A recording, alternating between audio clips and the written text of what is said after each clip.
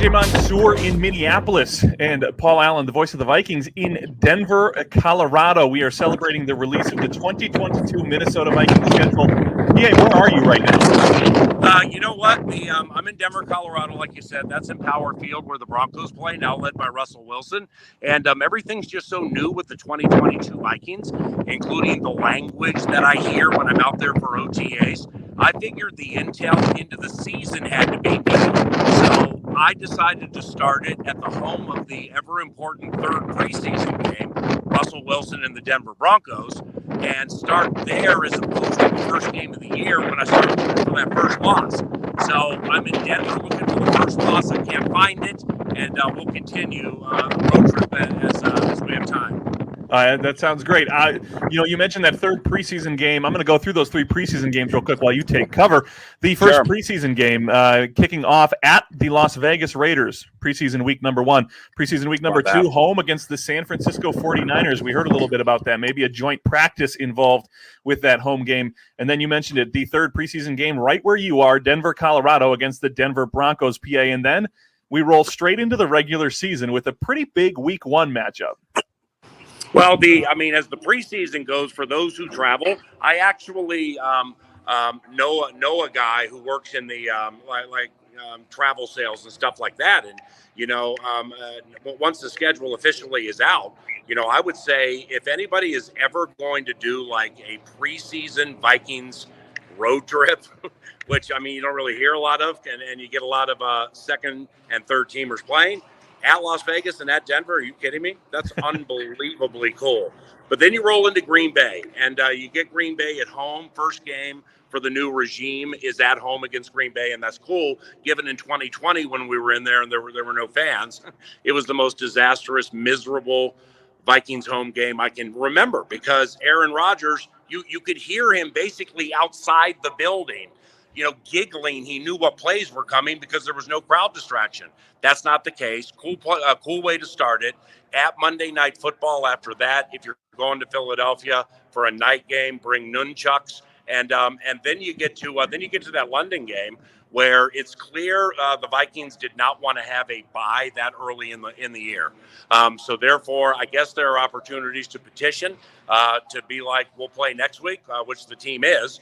And that means they'll go to London later than usual. When we went in 2013, we were there a week. When we beat the Browns at Twickenham, we were there 4 or 5 days. I think this is going to be a pretty short trip, this London trip. Yeah, and we were going to squeeze in a Lions game in week 3. Then we head to London. And then, like you mentioned, right away after that London game, they come back for a home game against the Chicago Bears in week 5. Any concerns for you, that quick turnaround? Again, like you said, usually the London game gets a bye after they come back, but they play the Bears right away that next week. Yeah, well, it's impossible to have concerns about any of this early in the season. We can look at it from a philosophical standpoint and pragmatically look back over the last, 10, 20 years and be like, hey, when you have 3 consecutive home games, here's what happens. When you have Monday Night Football early in the year, whatever. It's a new team, new plays, new offense, new defense, 3-4 base for the first time in 40 years. And still work to be done with training camp. You got the Niners in the middle there with that potential joint practice. So at Miami in middle of October, the average temperature in Miami mid-October is 85 degrees. So, it ain't bad here in mid-October, at least in Denver, it's always great. But in Minnesota, it ain't bad. So that's a heat bit. Then the bye week falls cool. Then Arizona after that. They can beat Arizona, absolutely. So now, now you start to think minds and bodies start to get a little tired. And Washington's defense is very physical. Buffalo's defense is very physical, high-end, Josh Allen elite. Then 3 in a row at home. So when you're concerned, short week, stuff like that, out of the Dallas game, which is winnable, I can even see that now. Into Belichick's short week, okay. That'll be a thing, but then you get more days up to the Jets. So it has a weird way of working itself out. But no, man, no concerns at all during the entire 2022. Yeah, you do get that 10-day bye or so with that Thursday night game against the New England Patriots in week number 12. Like you mentioned, into the Jets for week 13, and then we go at Detroit, against Indianapolis, against the Giants at home, and you close with 2 on the road at the Packers and at the Bears. Divisional opponents, tough games, tough outdoor stadiums. Those are gonna be some big games potentially down the stretch for this team. Yeah, depending on who's healthy at this time of the year, honestly. Now the Vikings lost to Cooper Rush during a 3-game homestand last year. So everything is with an asterisk, but again, everything is completely new. So there ain't no comparisons from last year to this year or vice versa. But Dallas, New England Jets, absolutely could be win-win-win. At Detroit, win. Then you got Indy and Giants. If you're a good team at that stage of the season, a team that people are like puncher's chance for the Super Bowl or Super Bowl contender, then you in weeks 15 and 16, you win both those games, and there are no questions asked. With the Giants here on Christmas Eve, Carter Coughlin, Eden Prairie go crazy. Carter gets to spend Christmas Eve and maybe Christmas Day with his family. And then those 2 cold games at the end, ain't no doubt about it. Those are daunting, and we'll see how that works out.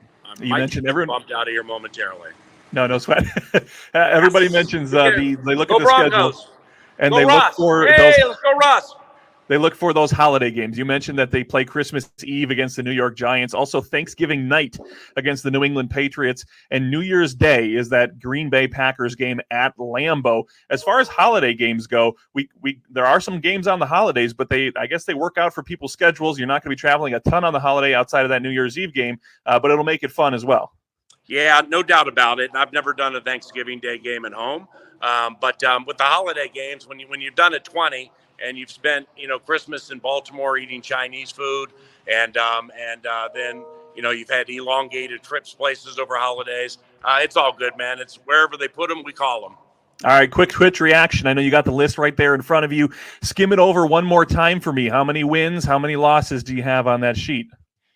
So mark this down, okay? Because I don't want to take too much time, and I got my man behind me wondering why I'm not doing a Wilson takes the snap, shakes his shoulders, fires right, caught Jerry Jeudy, and there he goes. Okay, I think I bought 5 more seconds. Here we go. So I'm not going to say team and whatever. Here we go. Got it. Win.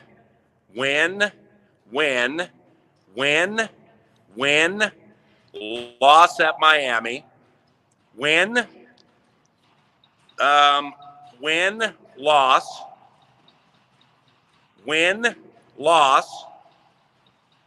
Win, 1, 2, 3. How many wins I got already? I got you for 9-3 right now. 10,